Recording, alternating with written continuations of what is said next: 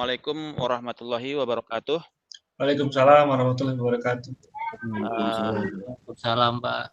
Hari ini rencananya kita akan mengejar untuk 2 chapter, yaitu 2 chapter terakhir, yaitu Strategic Leadership dan Strategic Entrepreneurship. Oke, kalau masih ada waktu di akhir sesi kita akan berikan kesempatan bagi teman-teman yang belum presentasi. So, saya coba akan agak cepat dalam penjelasannya. If any question, jangan ragu untuk bertanya. Oke. So, we start. So, strategic management untuk strategic leadership. Jadi ada 8 topik yang akan kita bahas di strategic leadership. Oke, Pak Antoni Stepu masuk. Yaitu strategic leadership dan top level manager importance, kemudian top management team dan efeknya kepada performance team, performance perusahaan, kemudian managerial succession untuk internal maupun eksternal, kemudian value dari strategic leadership dalam menentukan arah strategi perusahaan, kemudian pentingnya strategic leaders untuk memanage resources, kemudian kultur usaha organisasi dan apa saja action yang dibutuhkan untuk mempertahankannya, dan ethics practice dalam strategic leadership. Alright. So, sebelum kita mulai, kita ada satu case. Kalau di buku tuh di chapter 12 tuh ada case terkait CEO ya. Jadi di tahun 2005 sampai dengan tahun 2009 ada suatu fenomena di mana di tahun 2005 itu rata-rata tenur atau masa kerja dari seorang CEO itu di sebuah perusahaan itu berkisar antara rata-rata adalah 7,3 tahun per orang, per CEO. Oke. Kemudian di tahun 2006 tahun 2009 tenurnya berubah turun menjadi sekitar 6 tahun. Ada penurunan tenure dari 2005 ke 2009, semakin akselerasi semakin cepat. Kemudian succession planning become more important, ya, menjadi isu yang seksi ya, succession planning, karena hampir 40% dari perusahaan-perusahaan besar itu tidak punya succession plan, tidak ada rencana siapa yang bakal jadi putra mahkota nih buat jadi directors di sana. Dan 50% dari 50% dari directors rate on plan-nya itu inefektif. Maksudnya adalah inefektif itu jadi bahwasanya mereka itu banyak yang di hijack gitu ya. Banyak yang mengundurkan diri ya, daripada 50% dari sisanya itu. Kemudian potential successor identified early so they can be groomed to be CEO. Jadi mulai dicoba untuk menggali potensial successor pengganti ke depannya melalui challenging assignments. Jadi dibikinlah challenging assignments dari perusahaan. Ada yang namanya MDP, ODP Officer Development Program, MDP Management Development Program, atau GDP General Directors Development Program dan lain sebagainya, ya. Atau ada yang kalau di itu masuk Lemhanas gitu ya, ada siapa yang potensial untuk menjadi dirjen-dirjen berikutnya, ada Lemhanas. Atau bermacam-macam training dan lain sebagainya. Nah, tujuannya adalah untuk build critical knowledge dan develop relationship dengan key stakeholders. Nah, juga ada program mentoring, ya, ada buddies. Jadi satu orang direktur dia bawa asistennya dia, asisten director ya, eksekutif asisten eksekutif gitu ya istilahnya ya. Jadi dia bisa dibawa-bawa director supaya si director bisa transfer of knowledge-nya dia ke asisten-asistennya dia yang terpilih gitu ya dari lulusan-lulusan terbaik, dari lulusan training yang terbaik, dia berkesempatan menjadi EA, eksekutif asisten eksekutif, EI ya, asisten executives. Jadi dia dikenal untuk para directors, direksi untuk bisa ya dikenal lah ya, mempunyai akses ke sana. Nah, and juga 360 degree feedback. Jadi setiap orang bisa kasih feedback mengenai diri kita, baik bagus maupun buruk ya. Yang paling terutama yang dicari adalah yang buruk-buruknya apa sih, yang kira-kira yang harus diperbaiki gitu ya. Jadi 360 degrees feedback ya. Ini semacam seleksi alam bagi mereka. So sedemikian pentingnya potensial suksesor ke depannya ya, melihat kondisi saat ini. Nah, okay, that is the case. Jadi apa yang kita pelajari dari case ini adalah bahwasanya strategic leader itu sangat demanding, ya, sangat demanding dan juga challenging dan juga mungkin dibutuhkan waktu yang lama untuk kita bisa grooming tim kita untuk dipersiapkan menggantikan posisi kita sebagai directors ya, atau Anda sebagai kandidat untuk directors itu mungkin butuh waktu lama. Nah, salah satu caranya untuk mempercepat itu juga dengan Anda mengikuti pendidikan S2 seperti ini. Itu juga memberikan Anda bekal yang mana bagi yang tidak mengikuti pendidikan magister manajemen seperti Anda, dia tidak terpapar oleh a lot of knowledge, know-how dan lain sebagainya yang dibutuhkan untuk mereka bisa meningkatkan karirnya secara lebih cepat. Alright, so that is how the strategic leaders highly important to the companies. Oke, Pak Amar. Oke, kemudian let's go to introduction. Ya, regardless on time in position, leaders can make major difference in how the firm performs. Ya, jadi seorang leader dia memiliki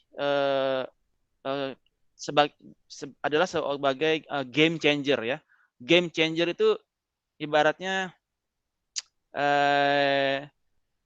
karena dia memiliki posisi untuk mengambil keputusan ya.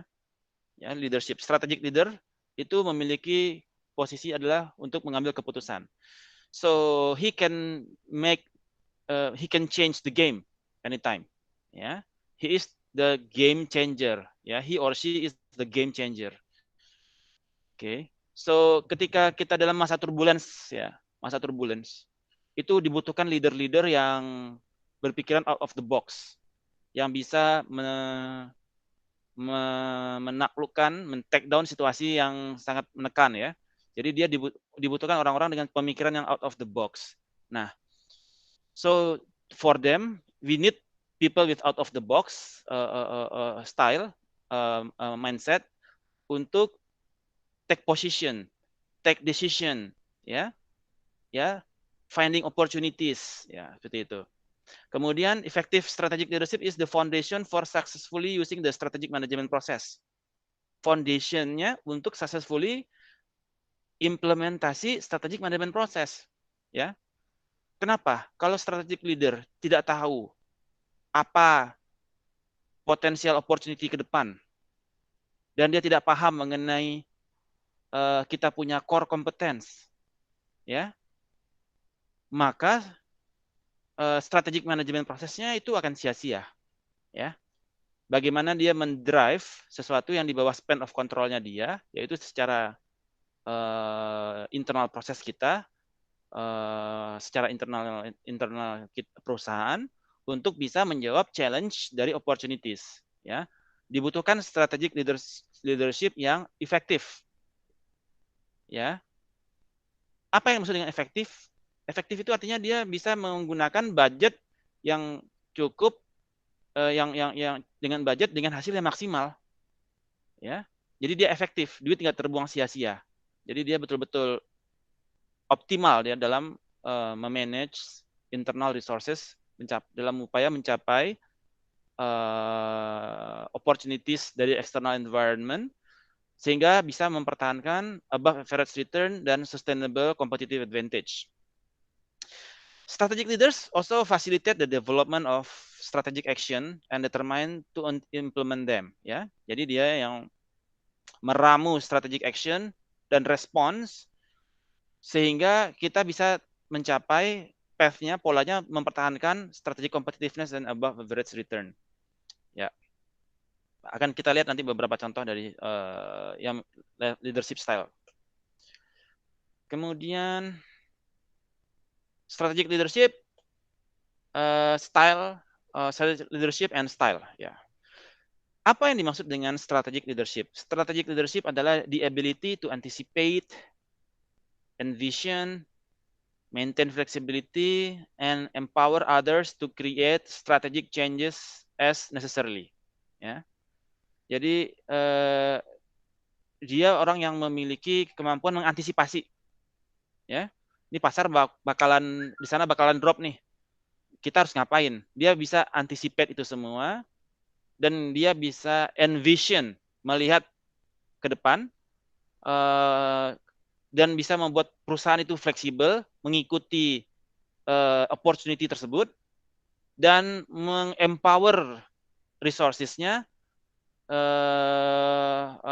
memberikan empower kepada resources-nya dalam rangka untuk menciptakan strategic change, perubahan strategi apabila dibutuhkan. Ya. Nah, untuk itu ada multifunction test yang harus dilakukan, yaitu managing through others, managing entire enterprise, ya, kemudian coping with changes, dan attracting and manage human capital. Ya. Nah, itu dia harus bisa meng-attract. Jadi orang-orang dia seperti magnet bagi timnya dia. So everybody will istilahnya will be attracted dengan dia punya willing, ya. Dia punya vision, ya. Visionnya dia menjadi semacam lentera atau buoy, ya, atau kalau di laut itu ada namanya itu kayak buoy, itu istilahnya apa ya? Dermaga yang ada lampunya itu apa? Mercusuar ya? Apa sih? Ya, mercusuar Pak Ya, atau mercusuar. lampu. So di dalam kondisi badai orang melihat ke dia, ya. Jadi bukan melihat ke sesama kita, tapi ngelihat bos gimana nih? Dia visinya dia gimana? Apakah dia masih stabil atau udah mulai goyang nih dia kan? Jadi dibutuhkan orang-orang yang memiliki visi yang jelas ke depannya. Dia bisa melihat di tengah badai. Kadang-kadang ada orang udah gelap mata gitu ya, nggak jelas mau ngapain gitu ya. Akibatnya blunder. Tapi dia bisa bisa bisa lewat di antara dua batu karang seperti itu, dua gunung karang. Jangan sampai kejadian kayak kapal Titanic jeder, ya. Jadi dia tetap memiliki kestabilan di sana. Strategic leadership. Kemudian apa yang menjadi style dari leader? Itu ada dua. Pertama, transformational leadership. Yang kedua adalah transactional leadership. Apa yang dimaksud dengan transformational leadership? Transformational leadership-nya adalah suatu leadership yang mana dia entails by motivating followers-nya dia. Jadi dia suka motivate people, ya, untuk exceed expectations, ya. Kemudian juga selalu encourage people untuk enrich their capabilities. Guys, ayo kita bisa, ya. Nah, and Pak, place suaranya nggak ada, Pak. Kenapa? Haro? Ya, suaranya putus-putus. Sekarang udah jelas? Udah, Pak. Oke. Dan dia juga continuously enrich capabilities-nya dia. Nah, dan to place the interest of the organization above their own. Jadi put company first, ya, company first, then you, gitu ya. Jadi kalau di Jepang itu dia perkenalkan, saya Farida, dari Toyota gitu ya. Tapi itu kalau di Indonesia. Kalau di Jepang, dia put company first. Saya dari Toyota, nama saya Farida. Jadi dia Toyota first, company first. Itu nggak cuma di dalam teori, tapi they put their company first. Ya, misalkan Mitsubishi Saito, nah gitu ya. Jadi dia Mitsubishi Saito. Jadi dia bukan bilang saya Saito dari Mitsubishi, no. They put their company first. Beda kalau kita di Indonesia ya. Saya sini dari sana gitu ya. Oke, jadi itu salah satu the way they interpret, bagaimana mereka menginterpretasi put their organization above their own.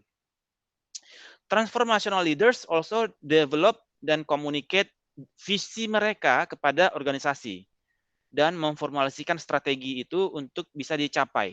Ya, so mereka think big gitu ya, think big. Strategic leader itu dia think big. Jadi gimana caranya visinya mereka tuh bisa diterjemahkan begitu ya, diformulasikan ya dalam rangka mencapai. Jadi strategi perusahaan itu dibuat dalam rangka mencapai visi tersebut, ya. Dan mereka mengkomunikasikan visi tersebut kepada stakeholders. Kemudian kadang-kadang orang nggak tahu visi misinya. Yang penting gue ikut aja gitu kan, walaupun dia leader gitu kan. Kira-kira apa yang bagus? Nggak ada visi gitu, ya. Nggak jelas mau ngapain, ya. Tiba-tiba udah tertulis gitu di komputer gitu kan, tinggal dibaca ya. Tinggal dibaca, ada kertas, tinggal dibaca, ya. Yang punya visi siapa gitu ya? Yang punya visi asistennya gitu ya. Seperti itu. Nah, enggak. Transformational leadership, visinya dia yang menjadi buoy, ya, menjadi mercusuar, lampu mercusuar for the whole company, ya. Kemudian they make followers aware of the need to achieve valued organization itu outcome and encourage them to continuously strive for the higher level of achievement. Jadi kita sebagai pegawai pun kepada dia itu kita pengen maksimal gitu ya. Bahwasanya kita pengen membuktikan para followernya itu juga pengen membuktikan bahwasanya mereka bisa juga strive untuk higher level, untuk mencapai target yang diberikan. Nah, contoh-contoh transformational leader ini cocoknya untuk kondisi dengan turbulent environment, ya. Turbulent environment. Kalau di industri itu kayak di initial stage. Jadi ketika perusahaan baru dibangun, dia itu yang pertama tuh untuk bikin bisnis. Atau yang di end of life cycle. Ketika barangnya ini udah mulai jenuh, datang tuh transformational leader, dia sebagai game changer, barangnya hidup lagi. Yang mestinya itu barang dikubur, ya, mestinya itu produk dikubur, tiba-tiba itu produk hidup lagi. Mobilnya nyala lagi tuh mesin. Ganas lagi dia. Itulah transformational leadership style, ya. Para game changer ini, ya. Terutama mereka dibutuhkan kadang-kadang turbulen. Seperti kondisi COVID sekarang ini. Disinilah challenge-nya. Siapa yang leader yang transformasional dan bukan transformational leader, ya. Kita akan lihat sebentar lagi perusahaan-perusahaan yang bertumbangan CEO-nya pecat semua, ya. Perusahaan yang kolaps CEO-nya ya habis, ya. Nah, any question? Oke, yang kedua adalah transactional leadership style, ya. Nah, sebentar sebelum saya masuk transformational leadership. Kalau di Indonesia siapa contohnya ini orangnya? Yang transformational leadership style. Para game changer ini siapa contohnya? Orang yang para CEO Indonesia yang terkenal. Kira-kira. Ada yang tahu? Ada yang dapat wangsit? Kira-kira siapa? Suara saya masih kedengeran nggak ya? Putus kah? Halo? Halo, kedengeran Pak? Oke. Ada Prof, ada. Kira-kira siapa ya? Transformational leadership style di Indonesia. Siapa orangnya? Tandri Abeng?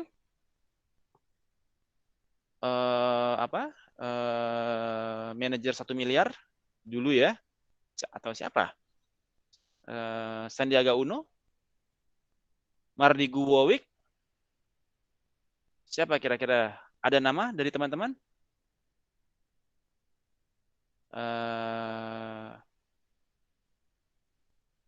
Anybody you respect as a transformational leadership style?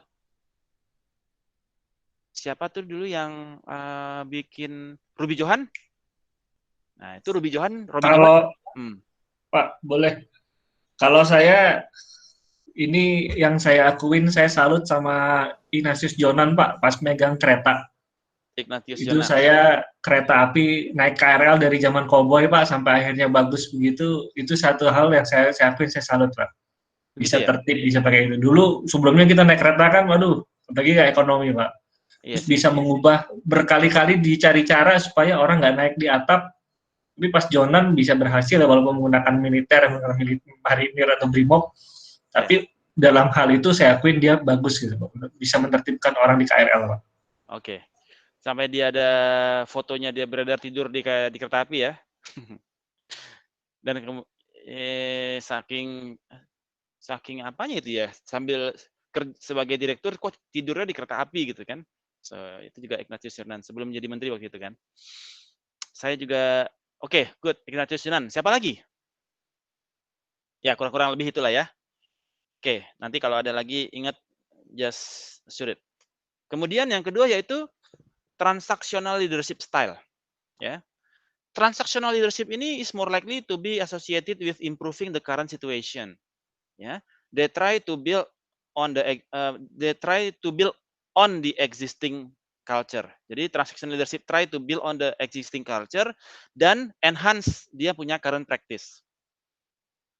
Sekarang gimana? Ya udah gue perbaikin deh gitu ya. They prefer a more formalized approach to motivation. Skemanya dibikin gitu ya. Rubah skema ya.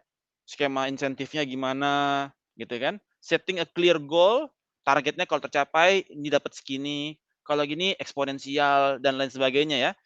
Yang dia setting reward and penalties for the achievement or non-achievement. So that is transactional leadership style ya. Nah, siapa contohnya? Transactional leadership style. Leadership-nya dia by design gitu ya. Skema bla bla bla ya. Kayak sekarang perusahaan-perusahaan sekarang lah ya, kayak di bank gitu ya. Itu tim sales-nya kita pakai skema insentif ya. Ya, kalau untuk pencapaian. Jadi lebih kepada transaksional ya. Performance-nya karena oke, gue kejar target, kalau target tercapai, gue dapat bonus seperti itu ya. Nah, itu transactional leadership style. Right. Kemudian strategic leadership and strategic management process. Strategic leaders itu dia facilitate the development of appropriate strategic action and determine how to implement them to achieve strategic competitiveness and above average return. Ya. Jadi sebagai effective strategic leader dia memiliki visi dan misi ya yang mempengaruhi kepada successful strategic action-nya dia yang mana ada formulation of strategy dan implementasi dari strategi tersebut ya. Kemudian menghasilkan yielding kepada strategic competitiveness dan above average return. Nah, jadi bagaimana dia visi dan misinya dia diterjemahkan kepada formulating the strategy. Kita mau apa nih? Mau cost leadership strategy atau fokus on differentiation? Bagaimana kita implementasinya? Maintain the resources sehingga kita bisa yielding mencapai above average return. So that is the big picture of the scheme process. What is the role of top level managers? Ya, ketika sebagai managers dia tentu mengambil keputusan. Ya, nah they are using their discretion when making strategic decision. Di mana ketika mereka mengambil strategic decision, dia harus candid, courageous, yet pragmatic, dan take decision. Ya, so dia harus darah dingin dia ketika dia ngambil keputusan. Oke, berdarah dingin.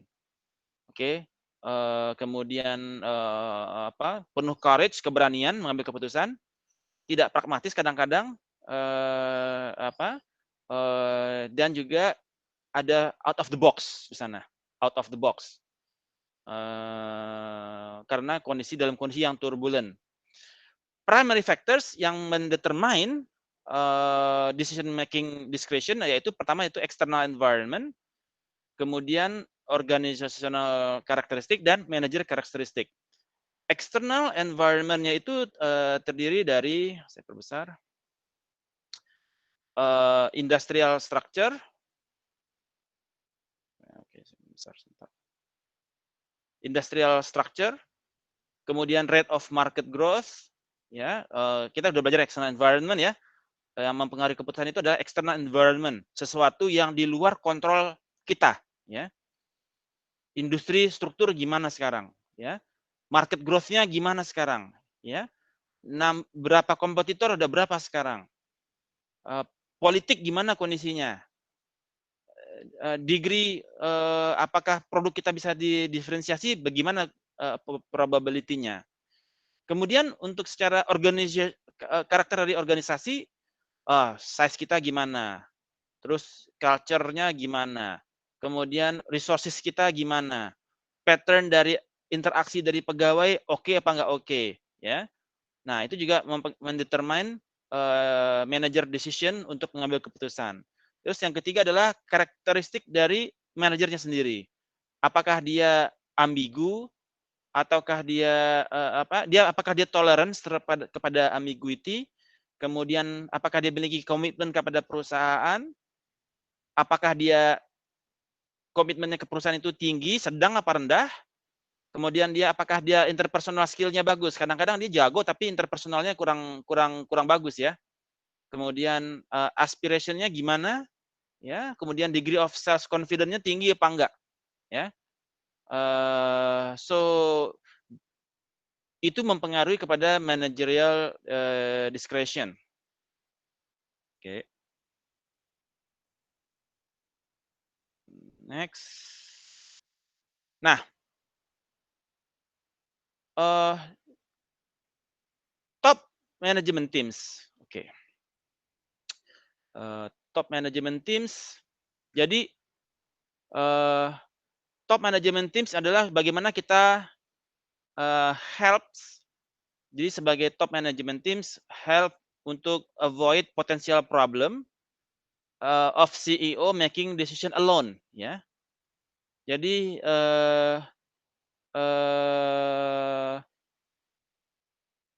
di perusahaan itu kan ada para managers, top management teams, ya. Mereka harus mereka itu tadi kita bicara top level of managers ya. Oke, top level of managers. Oke, ini kita bicara managers sekarang. Managers itu dia harus membantu CEO-nya jangan sampai making decision alone, ya.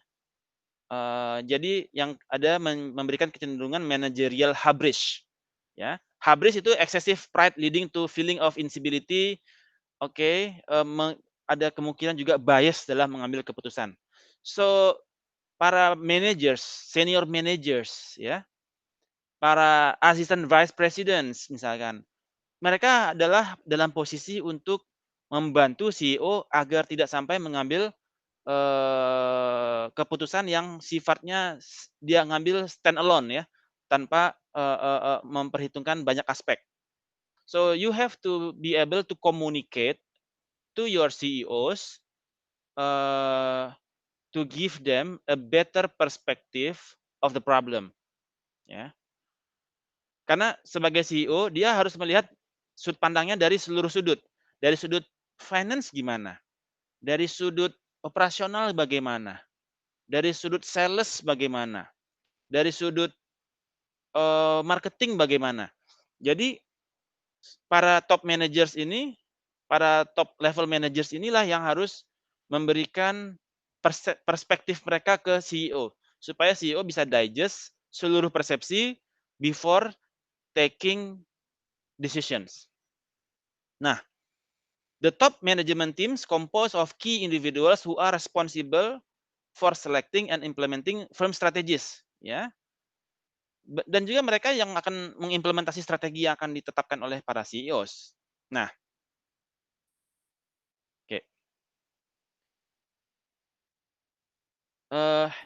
Kemudian Pak, yes, ada yang tanya? kalau menurut Bapak, kan kemarin si Nissan kan baru saja menutup pabriknya di Indonesia gitu kan. Oke. Nah, itu menurut Bapak apakah pure karena faktor, memang krisis saat ini pandemi Covid atau mungkin, masalah leadership, di top levelnya itu juga ada sesuatu gitu. Kalau menurut pandangan Bapak seperti apa, Pak? Nah, yang mengambil keputusan jadi gini, CEO-nya mengambil keputusan kan, "Oke, we relocate our factory dari Spanyol ke Inggris dan dari Indonesia ke Thailand." CEO bicara. CEO pasti mendapat masukan dari finance, operasional, ya. Kalau kita secara ini ya, secara ideally, dia pasti dapat masukan dari masing-masing function, oke. Nah, eee, itu nggak sembarangan, itu kan this is a big company. Dia nggak mungkin bikin manuver yang, sembarangan. Karena will kalau perusahaan kecil impact-nya sih benturannya nggak keras ya. Kalau kalau misalkan perusahaan sebesar Nissan, benturannya itu impact-nya luar biasa. PHK 20.000 pegawai, ya, that is a huge number. Oke. So, kalau saya melihatnya dari sisi leadership, ya. Dari sisi leadership sebelum mengambil keputusan ya dia harus mendengarkan masukan dari para top level managers, ya. Dari situ baru dia, pertimbangkan, oke. Mana yang which come first ya, which come first. Kalau kalau misalkan dan dia harus mengambil keputusan yang tadi kita udah bahas, dia harus mengambil keputusan yang taking decision, ya, candid, courageous, ya, darah dingin kadang-kadang diperlukan, ya. Something yang mungkin malah sebetulnya, tidak ini ya, tidak populer keputusannya. So, tapi apabila itu dibutuhkan, they can take decision because they are the game changer, ya, the game changer, game changer. This is a huge decision. Kadang-kadang kalau dia transaksional, dia nggak berani ngambil keputusan seperti itu ya. Hanya transformational leadership style yang berani mengambil keputusan tersebut. Perusahaan udah rugi di sini. Ada salah perhitungan semuanya, ya. Kita relocate. That is a huge decision, ya. Oh, bank-bank kita udah pada NPL udah pada tinggi. Tutup semua banknya. Merging. Nah, ke depan ini juga bahaya. Karena Bank Indonesia juga mengeluarkan ketentuan yang baru. Bahwasanya kalau Bank Indonesia sudah mengeluarkan keputusan merge atau perusahaan yang sudah NPL-nya nggak bagus dan BI mengeluarkan keputusan merge, maka semua bank harus ikut. Ya, kondisi pandemik ini sekarang NPL udah mulai terbang, ya, udah mulai terbang. Bank Bukopin udah nggak bisa bayar. Udah dengar ceritanya belum? Bank Bukopin. Orang nggak bisa transaksi di Bank Bukopin seminggu. Ya, deposito mau cair tunggu seminggu. Mau transfer maksimal 50 juta. Ya, karena liquidity mereka udah bermasalah. Pinjaman udah keluar banyak. Orang nggak pada installment nggak dibayar karena pandemik. Perusahaan juga memberikan izin, ya udah nggak usah bayar angsuran dulu selama pandemik misalkan begitu ya. Sehingga bank kekurangan likuiditas, NPL-nya terbang, astagfirullah, gua udah record kan? Udah, oke. Nah, akibatnya sekarang kekuatan likuiditas Bank Bukopin termasuk di dalam 7 bank dalam pengawasan OJK saat ini. Ya. Semua orang ras di Bank Bukopin. So, dibutuhkan leadership dari pemerintah untuk oke, Bank Bukopin tutup misalkan. Merger jadi dari 4 bank, dari 7 bank jadi 1 bank. Oke, why not? Ya. Menjawab pertanyaannya? Oke. Kemudian right. Tadi sampai mana kita tadi? Oke. Top management teams ya. Di dalam top management teams ada beberapa hal yang harus dipertimbangkan yaitu heterogeneous team ya. Kelompok yang heterogen, jangan yang homogen. yang consists of individuals dengan varied functional backgrounds, experience, and education. Ya. Timnya itu background-nya macam-macam, ya, diverse. Kulturnya juga diverse. Ada yang orang Indonesia, ada yang orang Filipina, ada orang. Nah, pengalaman saya kayak kemarin di Singapura, tim saya itu orang Indonesia satu-satunya di tim hub, ya. Ada lagi Indonesia tapi udah warga negara Malaysia. Nah, ada lagi orang Indonesia sudah warga negara Singapura. Yang orang warga negara Indonesia yang kerja di Singapura di kantor hub cuma saya. Nah, jadi kemudian Chinese ada, India ada, Indonesia ada, Filipina ada, Jerman ada. Bos saya Jerman. Dua level saya Jerman, di atas saya itu Filipina. Tim sekantor itu yang peer saya itu India, Chinese, Filipina, Indonesia. So we are a diverse community ya, diverse sekali. Terus yang satu itu dari lulusannya dari Singapura, satu lagi lulusannya India, satu lagi dari Filipina, satu lagi di Jerman. Ya. Atas saya 2 level itu dari Jerman, doktor juga. Jadi akademisi campur di dalam, dari akademisi direkrut, ya. Saya dibajak juga dari India, dibajak juga. Jadi kita sebagai consulting timnya di Singapura. So heterogeneous team itu dengan varied backgrounds, ya. Ada yang backgroundnya kayak saya misalkan di banking, ada lagi yang backgroundnya di di IT. Jadi kita multi background, ya. Dan masing-masing punya strength masing-masing, dia bisa share, mereka punya know-how kepada yang lain. Dari saya juga share, saya punya know-how, yang lain share punya know-how. Jadi kalau ada project di Filipina, di Vietnam, Myanmar, mereka kan misalkan background-nya IT, terkait bisnis mereka tanya ke saya. Terkait yang jago di finance tanya ke saya lagi. Terkait nanya mengenai digital misalkan ke yang lain gitu ya. So saling mengisi. Team members come with a variety of strengths, capabilities, knowledge, ya, variety. Nah, inilah yang harus kemudian diramu oleh top management, ya. Orang-orang ini yang harus diramu sehingga menghasilkan adonan yang menarik, hybrid, ya, hybrid. Nah,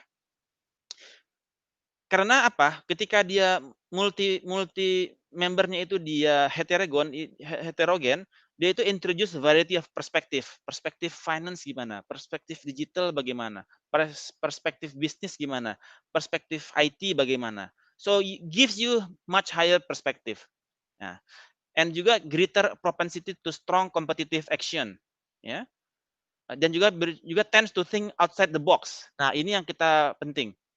Think outside the box, out of the box, ya.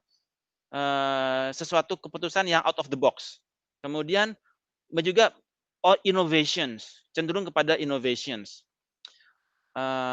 Dan juga offers various area of expertise to identify opportunities, ya. Dan juga promote debates. Orang-orang yang heterogen begini dan kecenderungannya dari luar, ya. Ambil dari luar, kecenderungannya dia lebih relax dan dia tidak senioritas gitu ya. Kalau di Indonesia kan masih banyak senioritas, ya, pakewuh, ya kan. Tapi ini dia challenge kita terus, challenge debates. Dia nggak masalah debates. Dia bawa kebiasaan debates di company. Ya.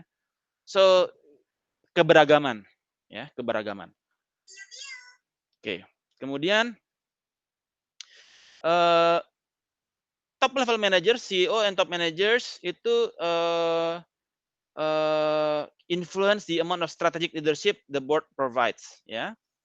Nah, saat ini juga ada kecenderungan dia duality, ya. Ada dia CEO sekaligus board of directors. Di Amerika udah banyak yang begitu, ya. Ada CEO, ada board of directors, ya. Di mana hal ini karena si BOD ingin ya semacam spy lah gitu ya. Oke, gua nggak mau kebijakan CEO-nya meleset, karena BOD kan dia nggak langsung day to day operasional, tapi dia juga merangkap BOD dan CEO, akibatnya dia bisa, oke, ini sesuai, oke, oke, gitu ya. Jadi istilahnya agar para pemegang saham itu tidak ada perwakilannya di CEO gitu ya. Oke, kemudian strategic leadership, managerial succession. Nah, bagaimana masalah suksesi di dalam perusahaan? Kalau ada pertanyaan langsung shoot aja ya, teman-teman. Nah, bagaimana dengan masalah suksesi? Ya, jadi ada dua, satu secara internal maupun secara eksternal. Internal adalah dari organik, ya. Internal manager labor market opportunities to be filled from within. Yang kedua dari eksternal. Jadi opportunities to be filled from outside. Ya. Kemudian this decision impacts performance dan ability to embrace change in today's competitive landscape. Nah, succession dan strategi itu sangat berhubungan. Nah, kalau kita lihat secara matriksnya, jadi apakah dari manajerial labor market Anda menggunakan model internal atau eksternal? Kemudian secara komposisinya apakah homogen maupun heterogen? Apa implikasinya, efeknya? Kalau dia homogen, tim Anda orang Jawa semua, tim Anda orang Batak semua, atau tim Anda orang Indonesia semua, nggak ada bulenya, ya, nggak ada Indianya, cenderung stable strategi. Strategi itu aja terus, ya, stable gitu ya. Jadi ya udah gitu loh. Tapi kalau Anda pakai eksternal yang dibawa ke dalam, walaupun dia homogen, tapi ada eksternal CEO masuk, itu mulai possible change di top management team dan strategi. Mulai ada kemungkinan ada perubahan, ya. Possible change, masih possible change. Tapi kalau Anda dari internal dan sifatnya heterogen, maka dia ada kecenderungan kepada inovasi. Ya, ada stable strategi tapi with innovation. Karena ada inovasi di sana. Perbedaannya. Namun kalau dia sudahlah eksternal CEO-nya dan dia juga heterogen, maka dia betul-betul strategic change. Ya, betul-betul perubahan strategis. Ya. Udah pabriknya dari Indonesia pindah ke Thailand. Spanyol pindah ke Inggris. Nah, ini dimungkinkan dari yang eksternal CEO dan dia heterogen, ya, heterogen. Oke, betul-betul strategic change di sana. Itu strategic. Merger itu strategic, ya. Kecenderungannya ada di kotak ini. Orang-orang yang kayak Robi Johan. Ketika Mandiri bangkrut, itu di penjara, Solihin siapa tuh direktur Mandiri yang masuk penjara tuh, saya lupa. Kemudian masuk Robi Johan, merger 4 bank. Itu dia dari eksternal. Robi Johan waktu itu dari mana aja Robi Johan dulu? Citibank atau mana ya? Kemudian pegawai pun heterogen, ya. Maksudnya heterogen dari beberapa bank dilebur. Ada dari Bank Exim, Bank BBD, Bank BDN, Bapindo, ya, heterogen, ya. Mulai strategic change. Oke, perubahannya liar. Kemudian managerial succession, ya. Benefit of internal managerial labor market, ya. Kalau dia internal, dia continuity, ya, familiarity. Turnover juga kecil karena dia jadi organik ya, stabil gitu ya. Kemudian retention of private knowledge, ya. Ya ini nggak usah diganggu, ini boleh diganggu gitu ya. Favored when the field is performing well. Jadi kalau kondisi kita dalam kondisi ceteris paribus, aman-aman aja, pakai internal manager labor market, oke, bagus. Tapi kalau kita dalam keadaan turbulen, ya, orang-orang internal ini nggak berani ngambil keputusan drastis. Nggak berani. Gua masuk pertama kali, sampai sekarang produknya itu ya nggak apa-apa gitu. Tapi kalau tiba-tiba kondisi udah kayak begini, dia susah bilang ganti produk, layoff gitu, susah dia. Karena dia udah internal ya, dia udah bondingnya udah terlalu kuat gitu ya. Nah, jadi nggak berani ngambil keputusan yang strategik. Nah, rata-rata kalau kondisi turbulence, orang ganti eksternal supaya dia melihatnya dia lebih ini ya, lebih buas ya. Dia nggak apa istilahnya, dia lebih perspektifnya lebih netral ya. Jadi betul-betul strategik change yang dia terapkan untuk supaya perusahaan dia bisa bertahan. Layoff, pecat, ya, layout, nggak ada duit, kurangi jumlah pegawai, nggak ada duit, kita nggak ada cash flow kurang, ya udah rumahin. Tapi kalau dia internal, udahlah bayar dulu deh, akibatnya perusahaan suffer, ya, ya nggak bisa bayar, ya. Nah, dibutuhkan eksternal labor market. Kemudian benefits of external, ya long tenure with the same firm akan mengurangi innovation. Jadi kalau orang-orang yang internal, ya inovasinya nggak ada. Cita-citanya pengen pensiun dari situ. Nah, contohnya seperti itu ya. Udahlah, yang penting gue. Boleh bertanya, Pak? Silahkan. Ini Pak terkait leader atau manajer dari outsider itu kan tadi penjelasan Bapak, mereka tidak ada hubungan emosional jadi cepat ngambil keputusan Pak ya, risiko-risiko besar diambil. Betul. Cuma saya pernah ikut beberapa CEO forum gitu Pak, ngobrol gitu kan. Biasanya kalau leader dari eksternal itu cenderungannya mereka, apalagi kalau ekspatriat Pak ya, jadi ekspatriat dipanggil ke Indonesia, kemudian membereskan sebuah perusahaan yang sedang menuju turun gitu kan, mereka cenderung melakukan strategi-strategi yang short term. Jadi strategi yang jangka pendek, entah itu surviving atau apa namanya, intinya selama dia menjabat, dia performanya bagus KPI-nya. Okay. Tapi biasanya setelah itu beres, setelah dia selesai masa jabatannya, itu ada sampah-sampah yang apa ya, yang susah dibenerin oleh CEO berikutnya. Ya. Itu kayak kejadian sama Jiwasraya kalau nggak salah begitu kan Pak. Jadi perusahaan CEO yang dari luar sebelumnya bikin sesuatu yang KPI selalu bagus, tapi begitu CEO yang baru aja datang, yang kedua, yang berikutnya bingung karena bobloknya udah kebanyakan, akhirnya jadi malah nggak sustain gitu. Menurut Bapak gimana Pak? Oke, jadi harus ada mekanisme kontrol di sana. Nah, mekanisme kontrol itu apa yang disebut dengan balance scorecard. Nah, itu di bagian sesi terakhir nanti dari ini ya, bagian mekanisme kontrolnya. Jadi saya taruh di parking lot untuk mekanisme kontrolnya ya. Nanti kita bahas setelah ini. Kemudian good parking lot untuk mekanisme kontrol ya, supaya apabila ada kebijakan-kebijakan itu masih berimbang antara secara organisasi dan profitability dia masih berimbang kondisinya. Oke, kita akan bahas nanti lebih detail.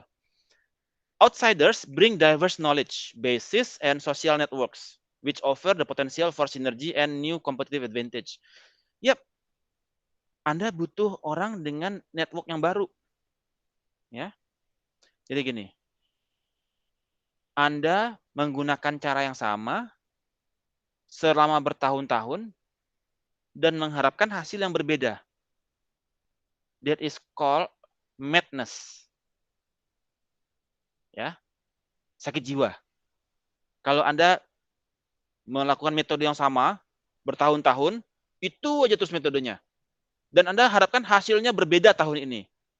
That is madness, kegilaan. Ya. Jadi outsiders dia bring know-how yang berbeda, social network yang berbeda, sehingga bisa diharapkan memberikan offer kepada sinergi yang baru. Supaya produk Anda yang life cycle-nya udah mau dikubur, karena dia punya knowledge yang baru, social network yang baru berbeda dengan yang selama ini ada, dia bisa lakukan sinergi yang baru untuk bisa kembali mencapai competitive advantage. New competitive advantage. New normal. ya, dia bisa bertahan di new normal. Karena kalau Anda orangnya itu juga, kondisinya sekarang udah new normal, ya, dia masih pakai cara lama nih.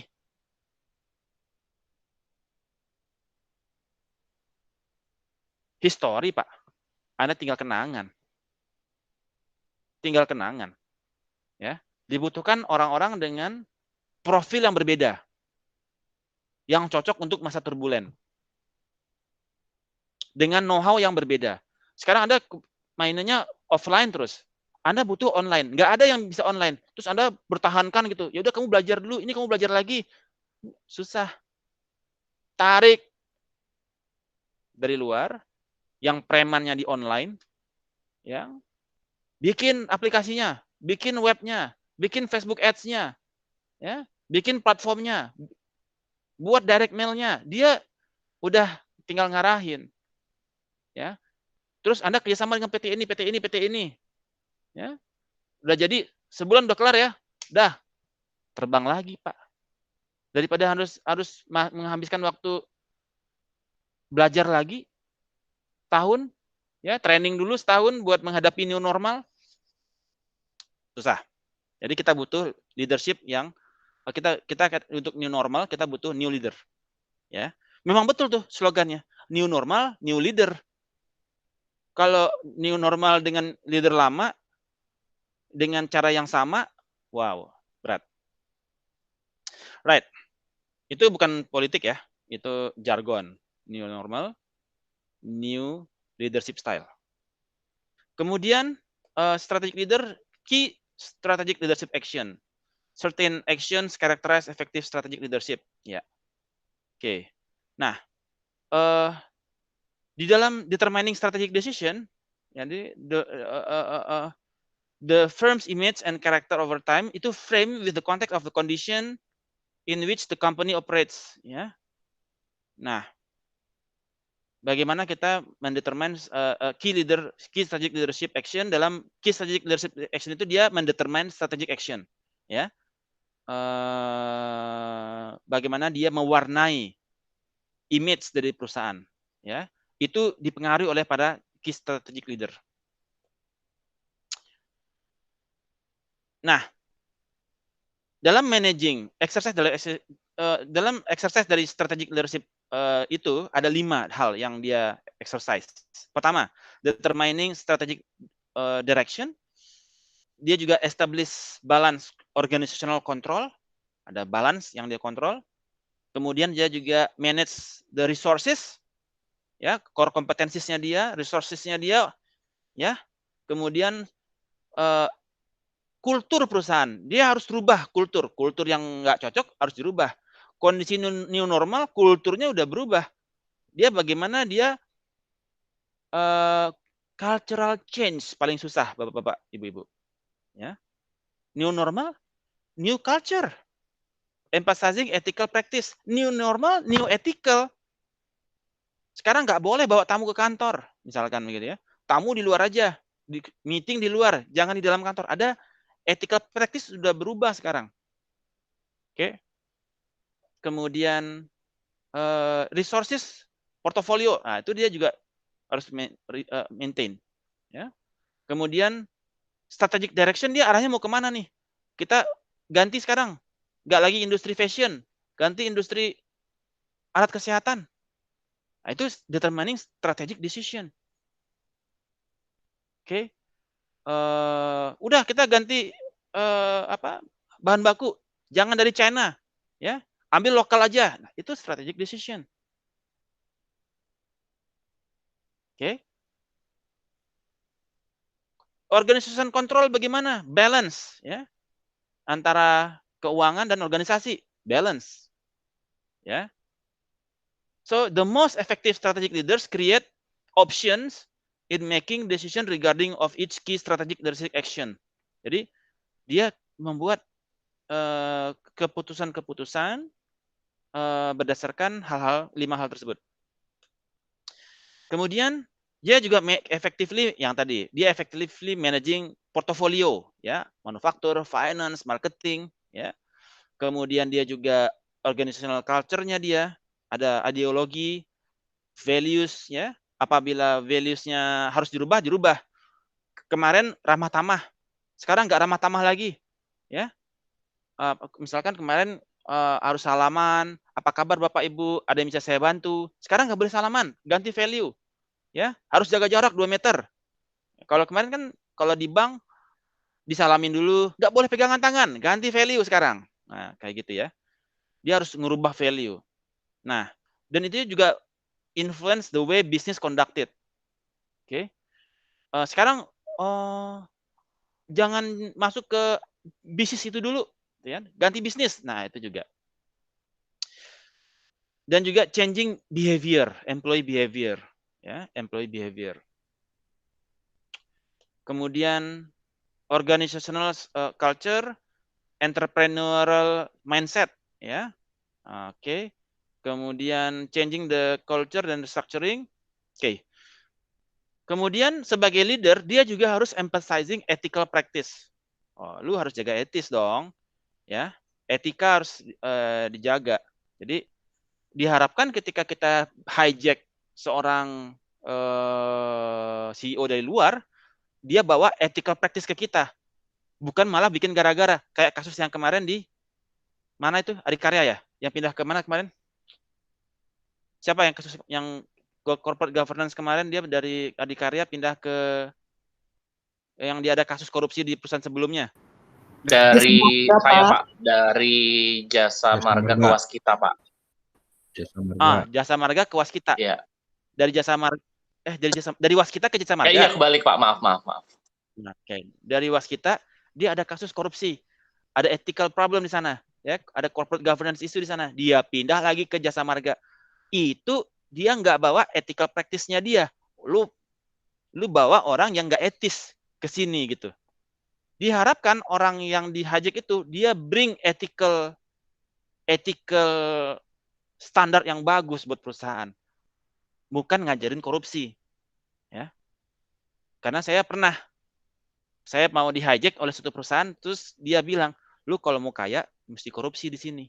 Terus saya batalin join ke perusahaan tersebut. That happens. Ya. Saya udah mau join nih, udah mau sign, terus saya ketemu sama dia. Santai gitu, diajakin main tenis gitu kan, lagi main tenis lah, ya kan, saya belum resign waktu itu, terus oke, udah oke, terus ngobrol-ngobrol, wah lu perusahaan lagi berat begini, tapi lu kayaknya masih oke. Dia bilang begini, lu kalau di sini kalau mau kaya harus korupsi.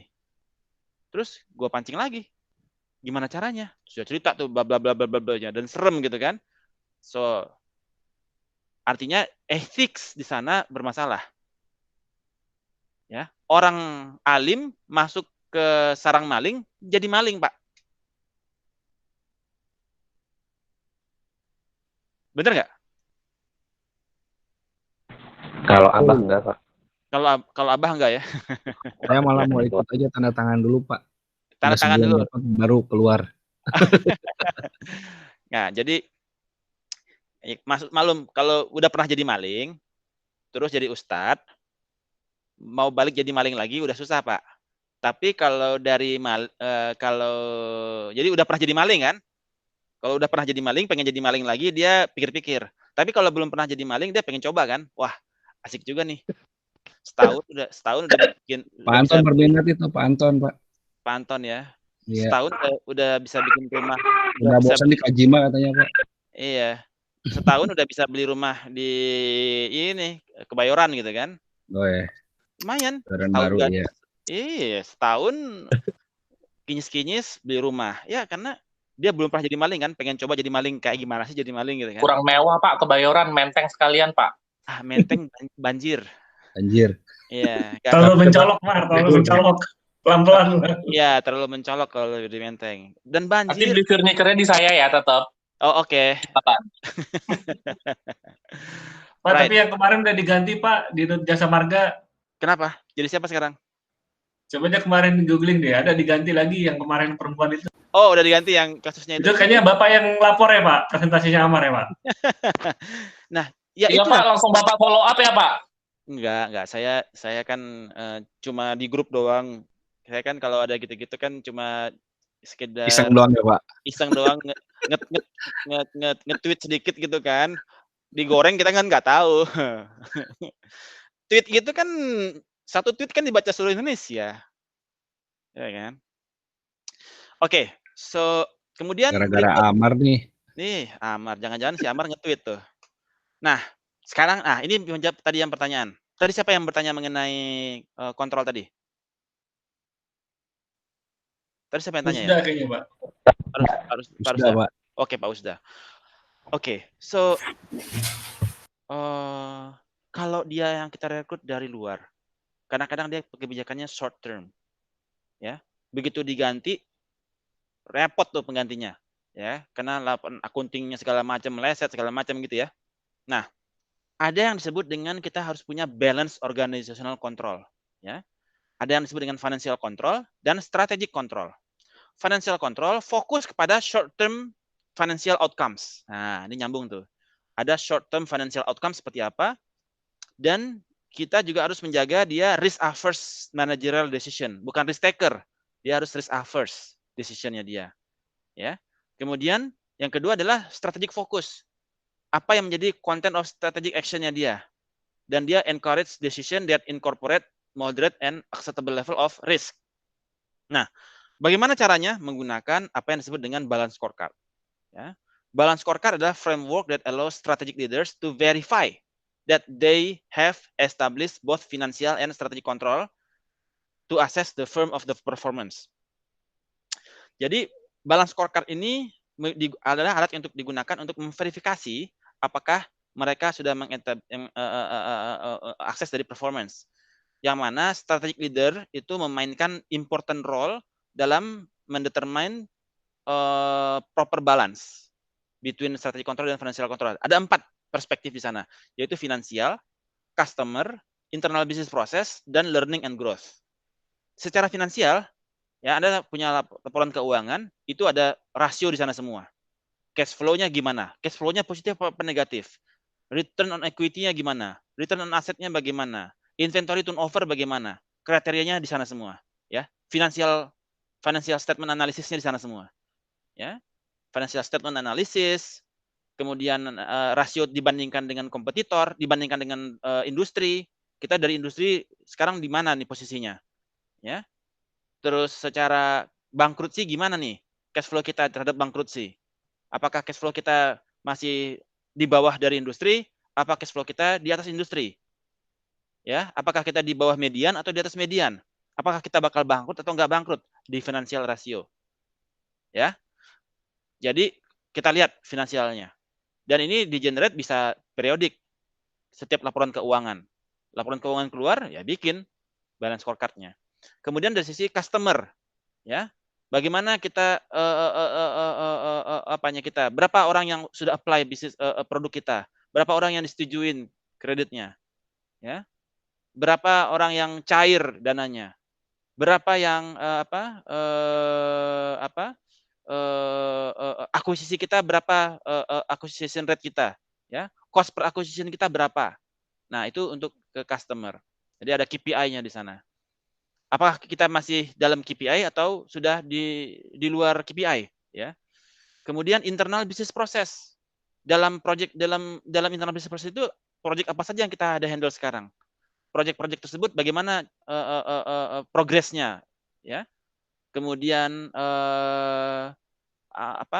berapa investasinya, berapa return on investment yang sudah dilakukan, berapa persen progresnya, ya. Manajemen proyeknya dimainkan di sana, ya. Internal business process. Ada masalah nggak dari internal? Ada melenceng nggak waktunya? Kira-kira bulan ini tercapai nggak targetnya, ya, seperti itu. Kemudian learning and growth, ya. Gimana sih pegawai kita kualitasnya sekarang? Berapa training udah diikutin, ya? Berapa inovasi yang sudah dibuat? Turnover ratio kita berapa? So this is the dashboard, the balance scorecard dashboard sebagai strategi kontrol dan financial control yang dibuat secara periodik setiap laporan keuangan dikeluarkan, sehingga ketika si pengambil keputusan baik eksternal maupun internal itu dia mengambil keputusan, itu sudah langsung terbaca di laporan keuangan, ya. long term debt berapa, short term debt berapa, ya, jatuh tempo kita berapa, segala macam. Rate kita di bawah industri, mana yang dia warna merah. Oh, ternyata kita inventory turnover kita cuma 2 kali setahun. Toko sebelah 10 kali setahun. Wah, ini udah red alert nih. Cash flow kita bakal kena nih. Nah, kayak gitu ya. Wah, kita jadi ketika rapor tuh ngelihat, wah ini ngaco nih. Masa kita dari tahun lalu ke tahun sekarang inventory turnover kita turun? Kok dari laporan keuangan sebelumnya ke yang sekarang untuk horizontal analisisnya kita turun growth kita? Kok secara vertical analisis kita, common analisis kita, kenapa net income kita dari yang tahun periode yang sebelumnya 30% sekarang turun jadi 10%? Ada masalah di mana? So this is on the balance scorecard. Cool. Ada pertanyaan? Sudah menjawab Pak Usda? Siap Pak, makasih Pak. Oke, cool. Nah, ini untuk saya stop record dulu. Ini materi kita untuk yang strategic leadership. Stop recording. Oke, sekarang